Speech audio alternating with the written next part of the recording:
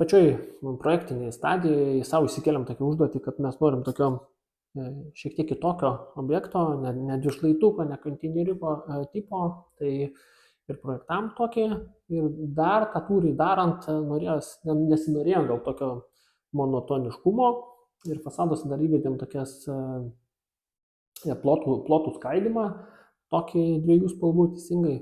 Sudalinimą tokį, ne, kad išsiskirtų, įrėmintų, tai kažkaip dėl pirmosios juodosios, tai spalvos, kuri turėtų būti, ryški, tamsi, juoda spalva, ne, tai juoda deginta mediena, greitai prieita prie to sprendimo. Nes mums dar ir tiko, ir patiko tai, kad mes su jie galim išgauti ir turėti matomą medžio tekstūrą, tai tas norėjosi dėl tokio, sakyčiau, natūralumo. Taip. O dėl šviesiosios, kuri yra kaip fonas ir dar truputėlį yra ir įgilinta, pašviesta LED apšvietimu. Tai to tokio kontrasto, to efekto tokio.